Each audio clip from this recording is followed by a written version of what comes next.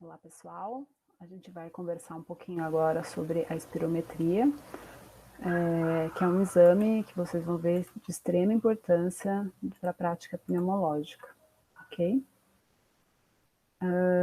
Só um segundinho até apresentar, né?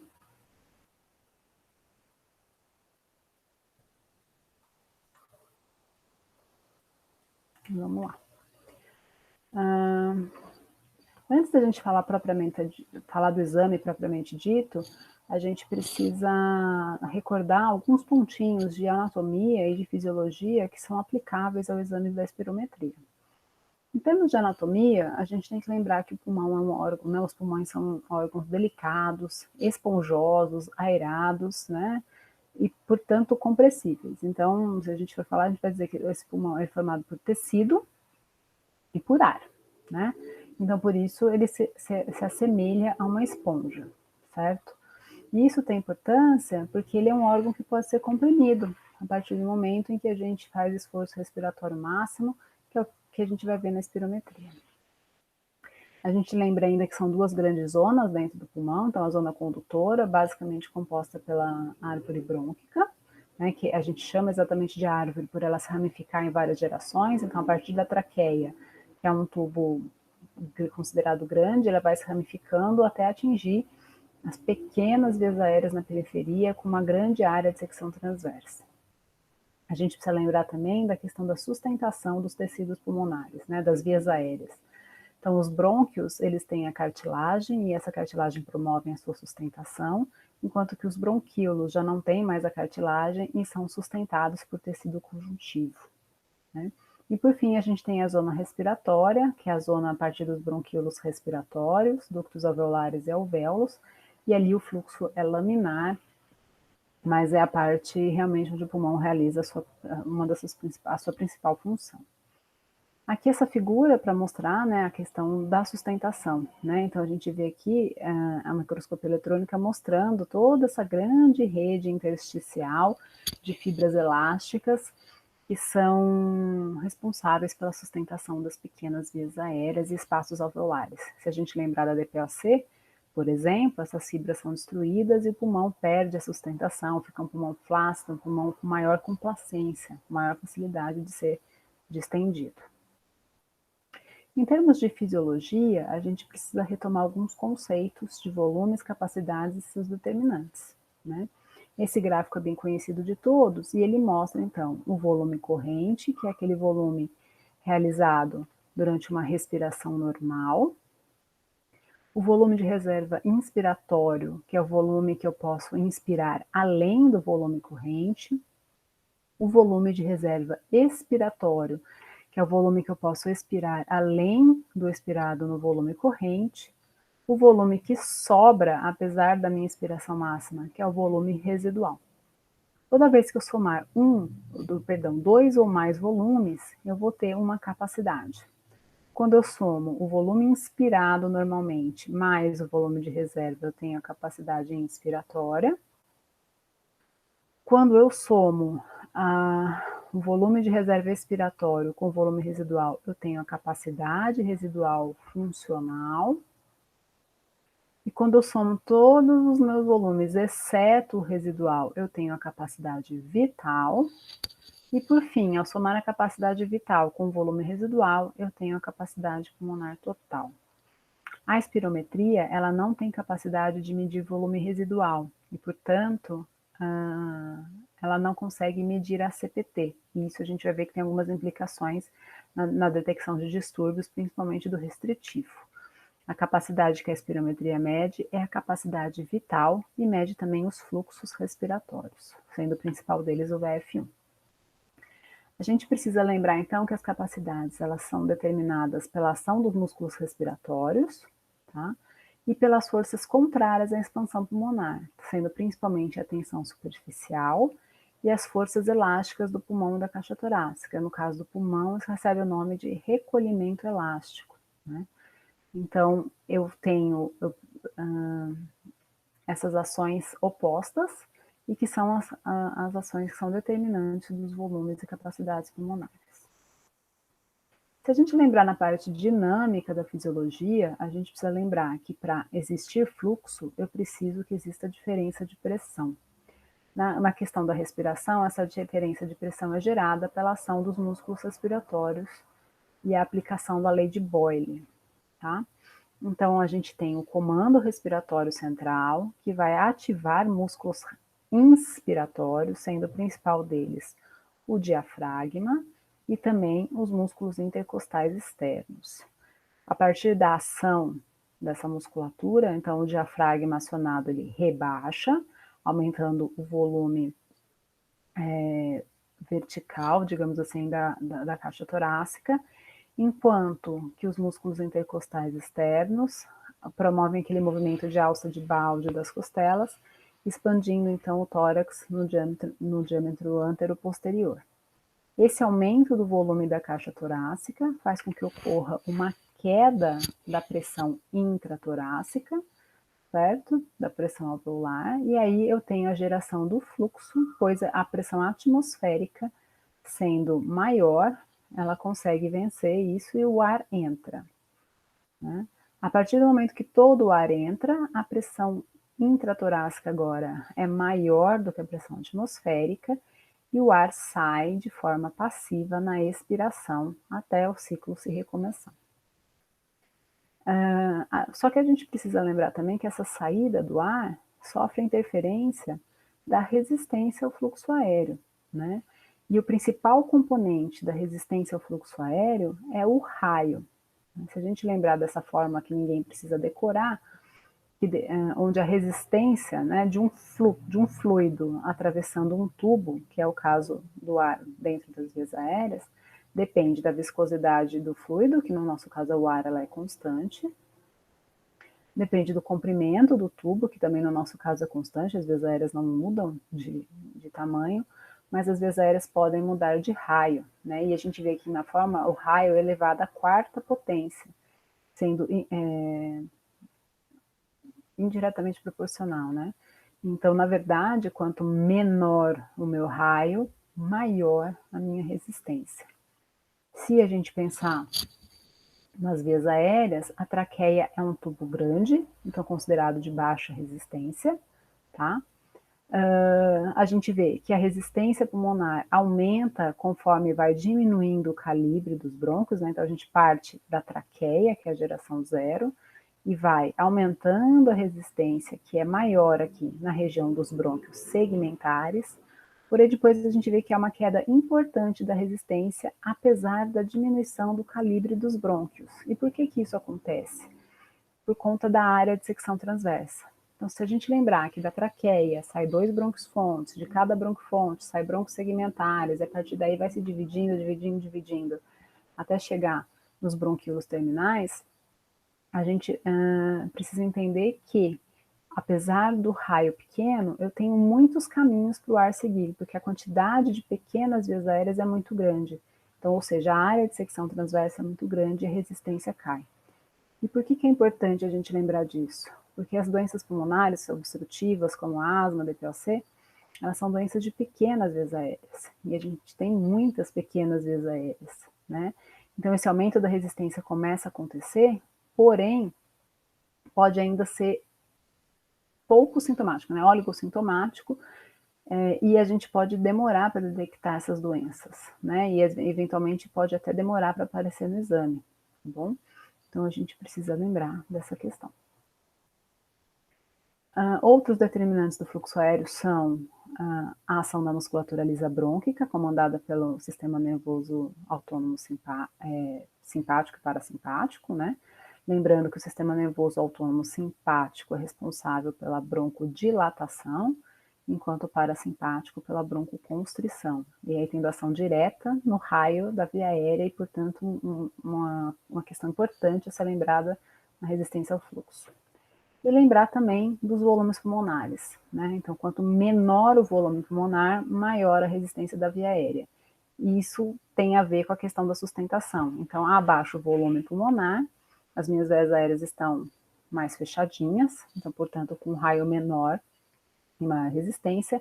Conforme eu vou inflando o meu pulmão, essa sustentação de intersticial vai tracionando essa via aérea, o calibre aumenta e isso diminui. A implicação clínica importante aqui seria, por exemplo, na obesidade, né? Onde o paciente com uma grande quantidade de tecido celular subcutâneo na parede torácica acaba fazendo uma certa compressão no pulmão, e isso leva a um menor volume, aumentando a resistência. Claro que existem outros fatores também, mas se a gente pensar em termos anatômicos, esse seria um fator importante do aumento da resistência nas vias aéreas em pacientes obesos. O fluxo inspiratório máximo, né? Então, quando vocês virem o vídeo de como a respirometria é realizada, vocês vão entender que a gente trabalha com fluxos inspiratórios e expiratórios máximos, tá? Ele depende basicamente de força de musculatura inspiratória. Então, o que esse gráfico mostra? Né? Esse é um gráfico fluxo-volume obtido de uma espirometria, e a gente tem aqui a fase inspiratória e a fase expiratória. Tá? O que a gente nota aqui? Tá? Que quanto maior o esforço que o paciente fizer, mais fluxo de ar ele consegue eliminar, né? Então, ele gera um fluxo inspiratório e ele consegue soltar força. Então, na verdade, o fluxo inspiratório máximo depende do paciente fazer força, tá?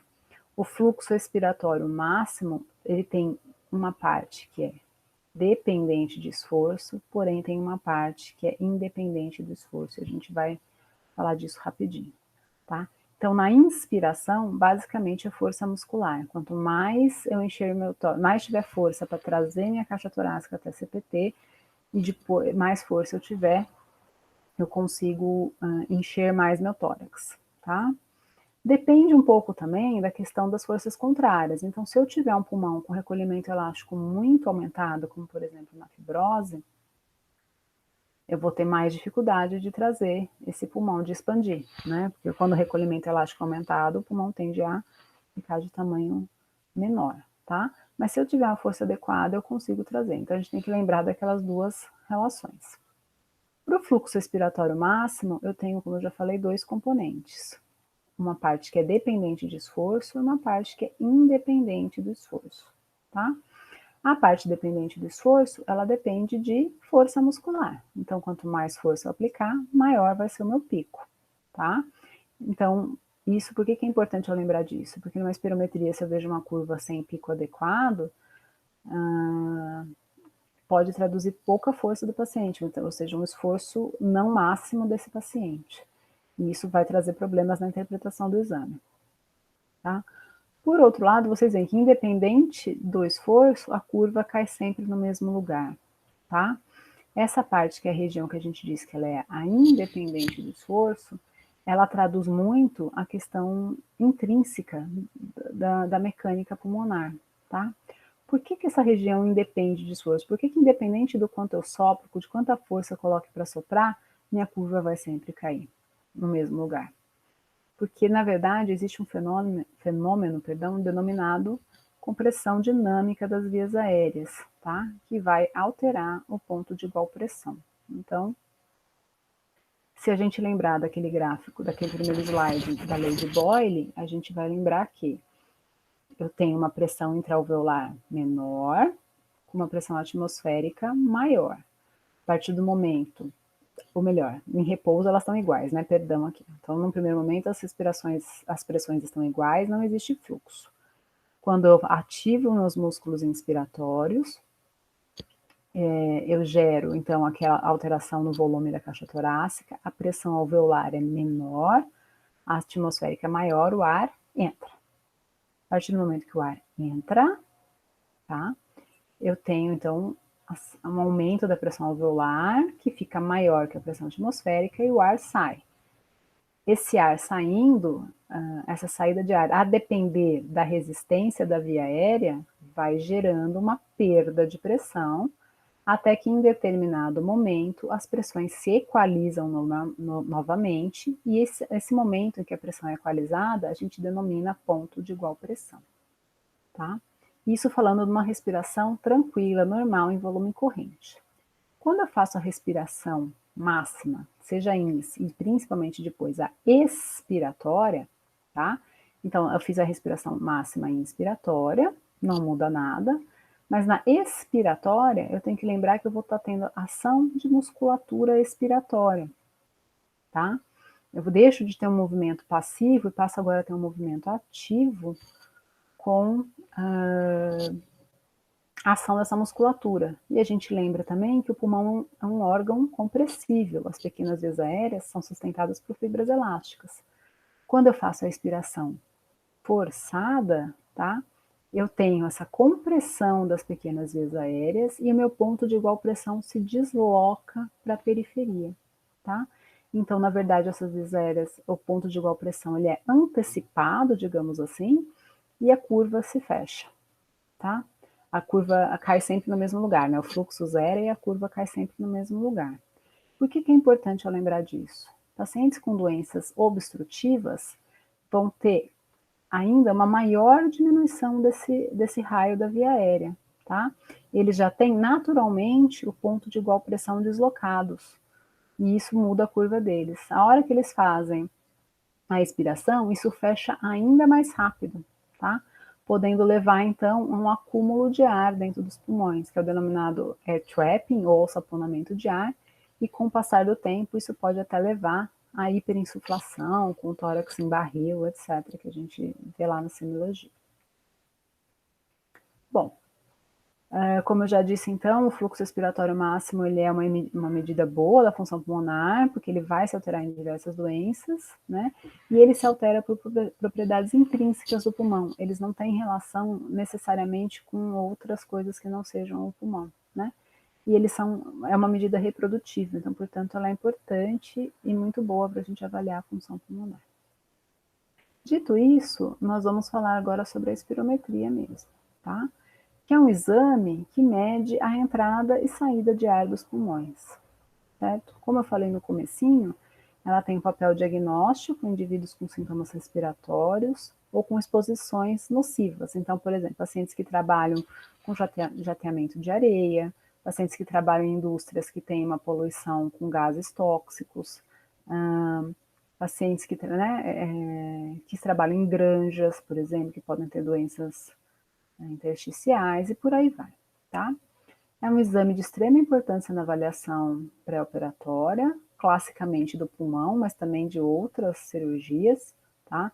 Então, na avaliação da cirurgia pulmonar, de ressecção pulmonar, ela é sempre realizada, nas cirurgias bariátricas ela é sempre realizada, cirurgias cardíacas, dependendo, muitas vezes são realizadas, no transplante cardíaco ela é obrigatória, tá? Então, são várias as situações que ela pode ser aplicada em pré-operatório. E também para acompanhamento de respostas terapêuticas. Então, eu tenho paciente com asma, com DPOC ou uma doença intersticial.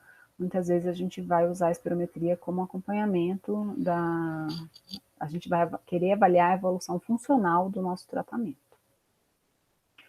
Esses são alguns exemplos de espirômetros, então eles são, na verdade, sistemas, né, acoplados num computador, tá? Mas eu preciso ter esse bucal, que é o que vai fazer a leitura, né? Então, a gente vai ver um vídeo, mas vocês vão ver que o paciente sopra no bucal, né? E o seu espirômetro, o programa do seu espirômetro, que existem vários, vai fazer a leitura dos fluxos gerados por esse paciente e vai fazer os cálculos, tá? É muito importante, os espirômetros, então, vão ser sempre ligados ao computador, ou podem ser, assim, pequenininhos e portáteis mesmo, tá? Mas é muito importante que eles sempre vão ter essa seringa, que é uma seringa de 3 litros, para fazer a calibragem. Lembra, gente, que os gases dependem de pressão atmosférica, depende de temperatura, etc, né? Então, a gente sempre tem que ter uma noção de o que está acontecendo no ambiente para poder fazer a programação correta do aparelho, tá? O legal seria a gente estar no laboratório de função pulmonar para vocês verem o exame, que vocês vissem, né, o exame sendo feito, mas vamos tentar reproduzir aqui alguma coisa.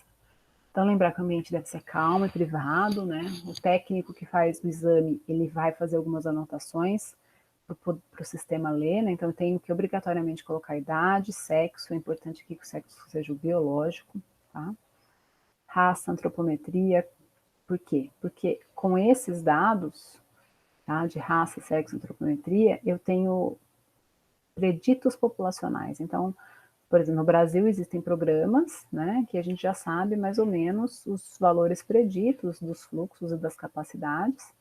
Não sabe mais ou menos, não, a gente sabe por esses estudos, e esses programas colocam esses valores preditos para aquele paciente baseado nesses dados. Então, é muito importante que eles sejam colocados corretamente. Além disso, o técnico anota algumas outras informações, como carga tabágica, transcreve a hipótese diagnóstica, e esse paciente faz uso de medicamentos. Na hora que a gente for laudar, vocês vão entender a importância disso. O paciente sempre deve repousar alguns minutinhos antes do exame, né? É muito importante que exista um acoplamento da boca ao bucal, então o paciente, se ele usou dentadura, ele deve manter isso, tá? Ela não deve ser retirada, a não ser que ela esteja muito frouxa, tá bom? Se o paciente estiver com muita expectoração, e na verdade expectoração além do normal, a gente tem que lembrar que os pneumopatas têm expectoração, né? Muitas vezes, o exame pode ser adiado, tá? Nos casos de exacerbação de asma, DPOC, não é contraindicação fazer, mas a gente vai sempre avaliar caso a caso, tá? Lembrando que nessas situações a espirometria vai dar com certeza um valor abaixo do que é o normal do paciente, porque em toda exacerbação há uma piora da função pulmonar, né? E por fim, o técnico vai explicar o comando corretamente, tá bom?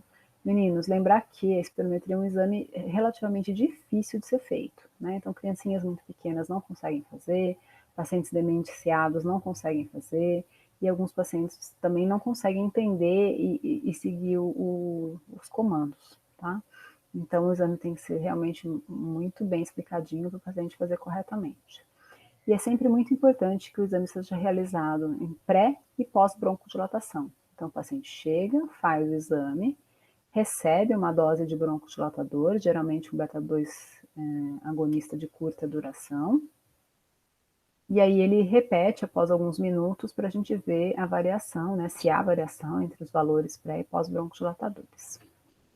Infelizmente, nós não temos um vídeo próprio, tá? Esse vídeo é retirado do YouTube, depois eu posso passar o link, mas aqui dá para a gente assistir. É um vídeo bastante antigo, mas ele é bastante didático do que como que é feito o exame, tá? Então eu vou passar aqui para vocês assistirem. Opa. Peraí, gente, que deu problema, né? Sempre acontece um probleminha.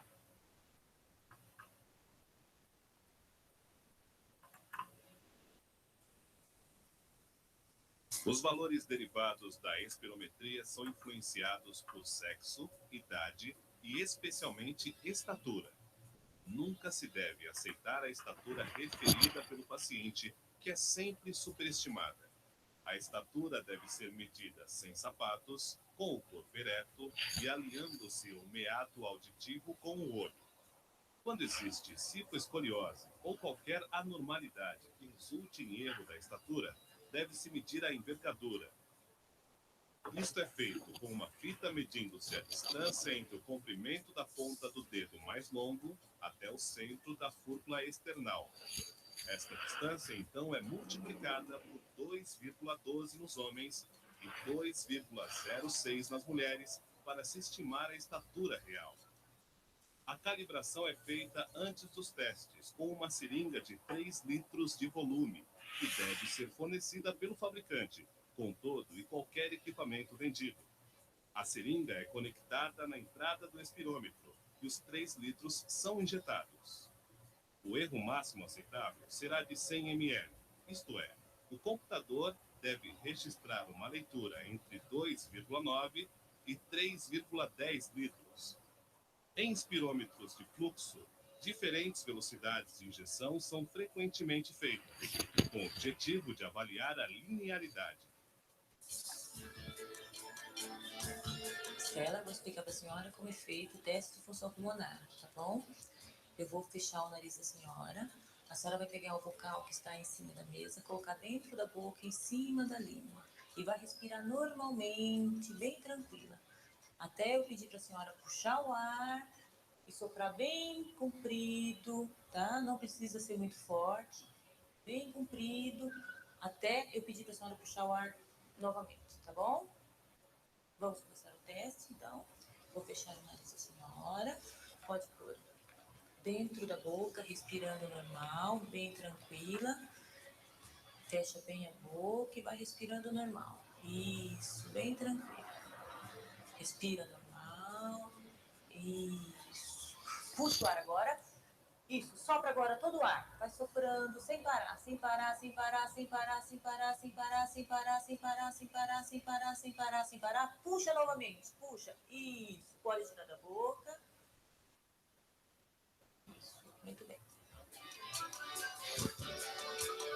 Estela, eu vou ensinar para você agora como que é feito a manobra forçada, tá bom?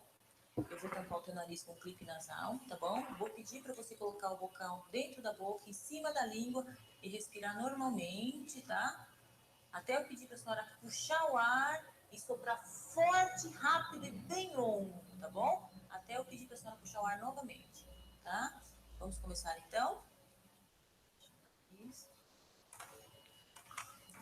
Pode pôr dentro da boca, em cima da língua e respirar normalmente. Fecha bem a boca. Isso, respira normal. Isso, bem tranquila, respirando normal.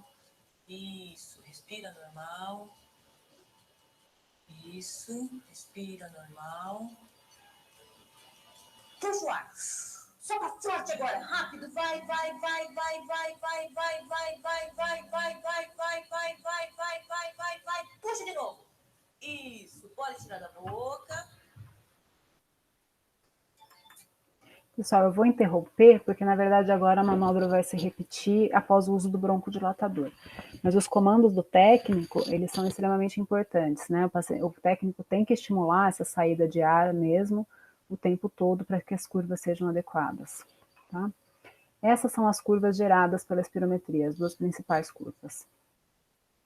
Aqui a curva, como a gente já viu, fluxo-volume, onde eu tenho o componente inspiratório e o componente expiratório, tá? Deixa eu voltar aqui para o computador, tá bom? Então, a partir do momento que a paciente vai respirando aqui em volume corrente, né?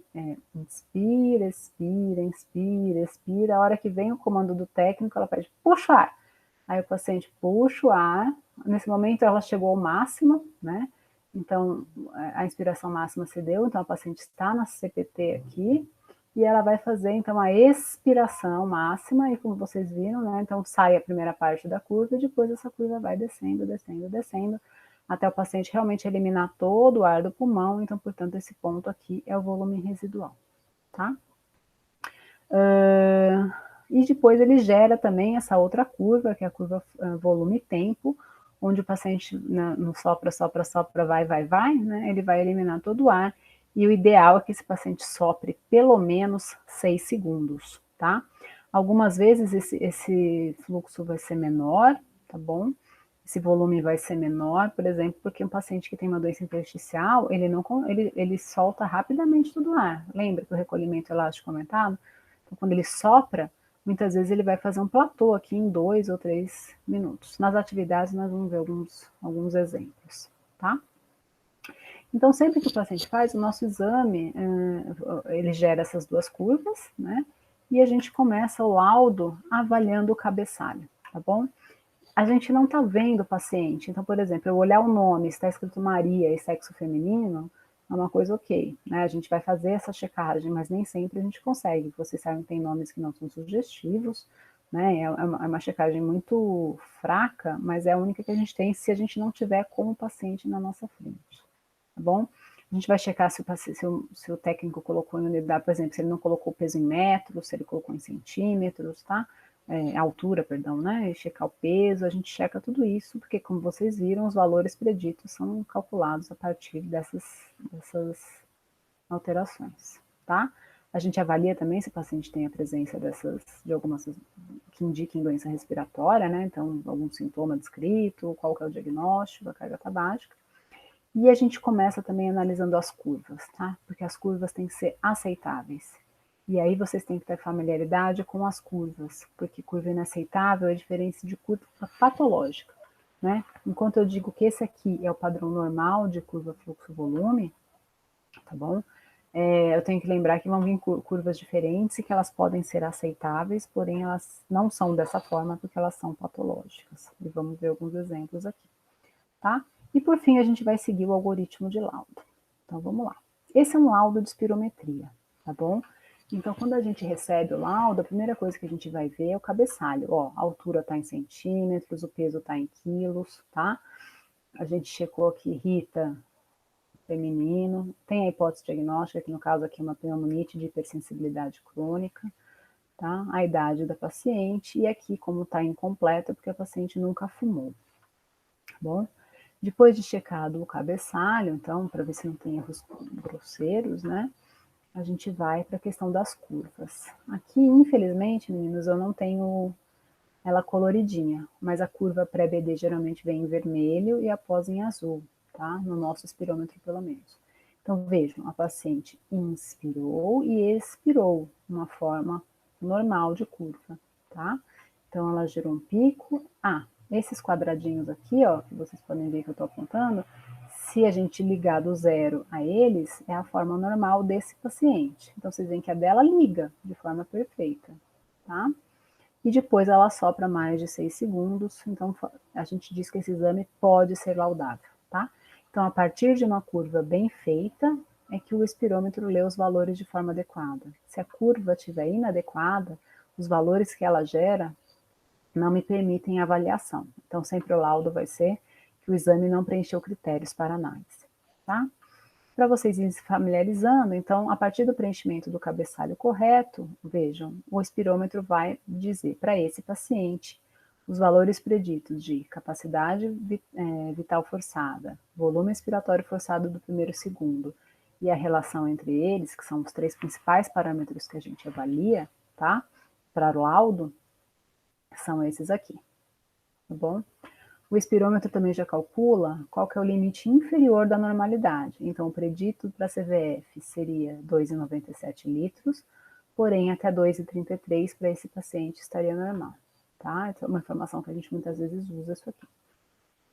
E depois, nessa curva aqui, são anotados, são gerados os valores do paciente. Então, ao paciente fazer a curva, o espirômetro mede a CVF, o VF1 é a relação dele, né?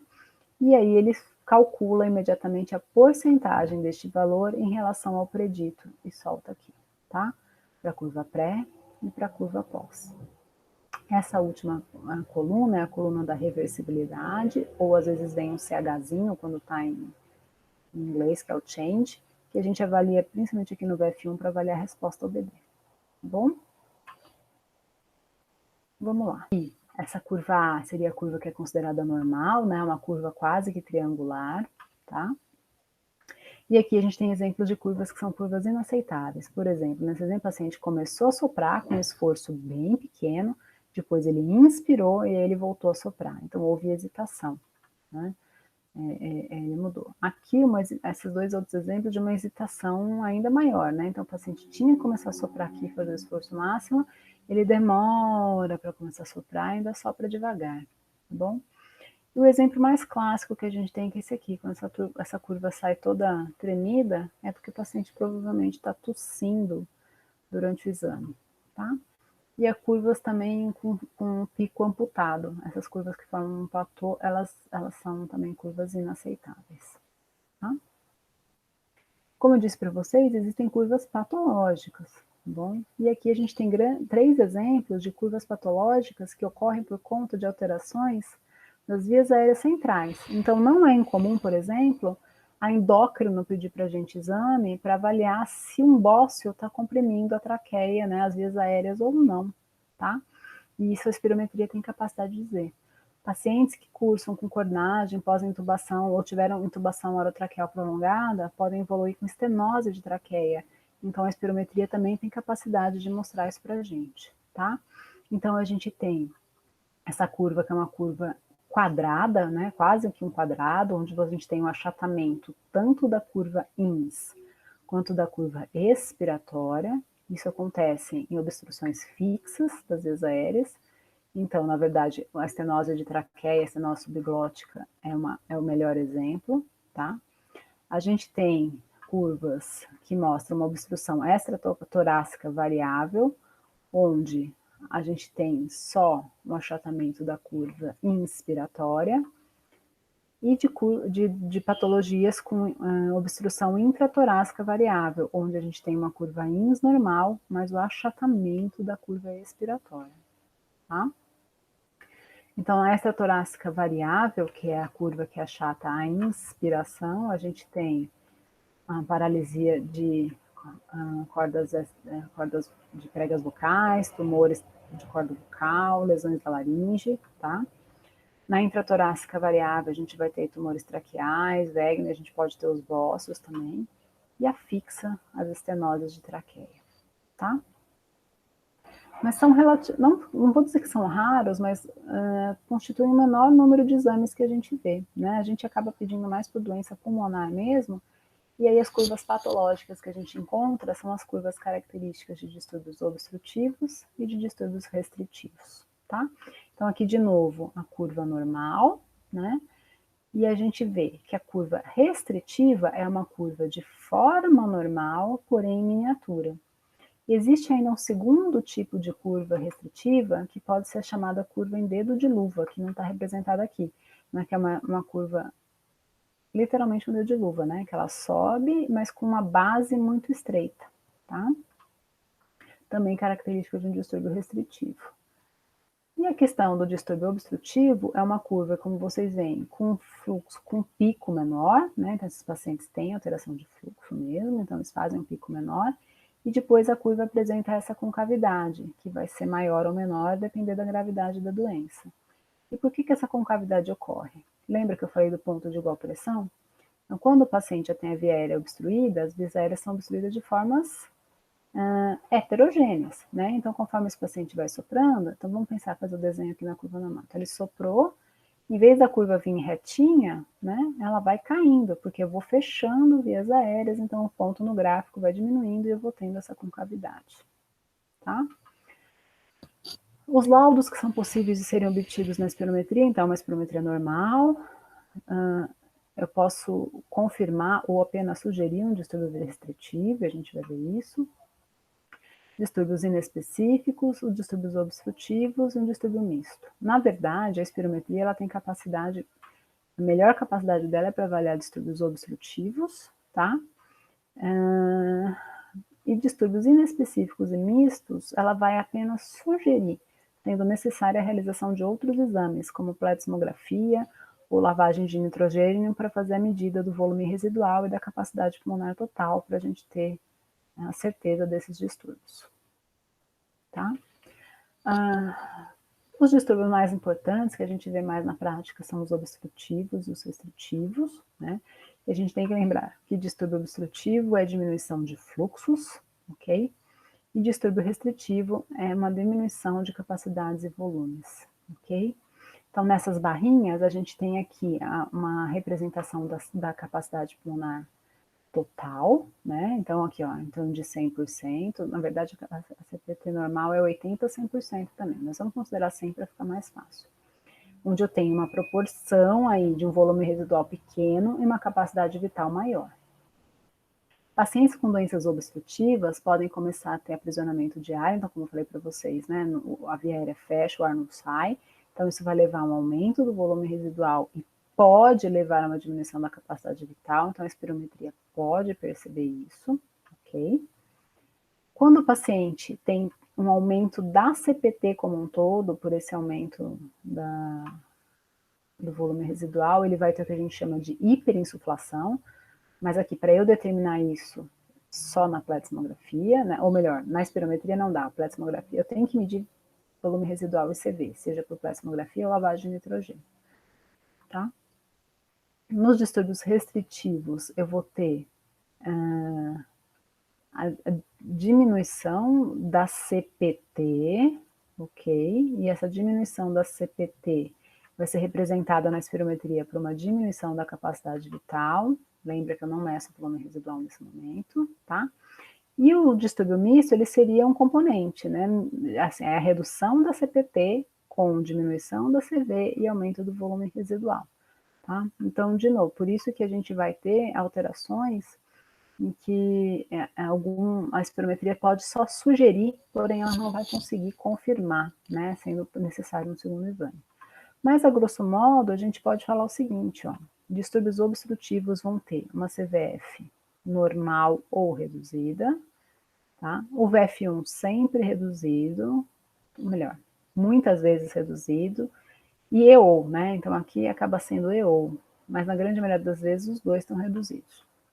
Enquanto que num distúrbio restritivo, eu tenho capacidade vital forçada reduzida, o VF1 muitas vezes vai estar reduzido, porém a relação aumentada. Então, se a gente olhar para essas barrinhas, a gente entende isso aqui, tá? Então, um paciente com distúrbio obstrutivo, então uma doença de via aérea, então ele consegue inflar o pulmão, na hora que ele vai soprar de forma rápida, eu tenho obstrução da via aérea, os meus fluxos reduzem, então o VF1 cai, né? E se essa obstrução for muito importante, ela pode fazer um grande aprisionamento aéreo, levando à queda da CVF, tá? E a gente vai ver como que a gente observa isso no laudo. Por outro lado, nos distúrbios restritivos, o grande exemplo são as doenças fibrosantes, então aquilo que eu falei, o pulmão é menor de tamanho, com maior recolhimento elástico, então o paciente tem menor CPT e, portanto, menor CVF. Então ele vai inflar o pulmão, rapidamente o pulmão vai ser esvaziado na manobra forçada, tá?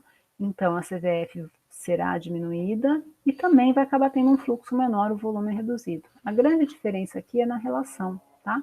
Enquanto que no distúrbio obstrutivo o volume de fluxo, né, o VF1 cai muito mais do que a CVF, a minha relação se diminui.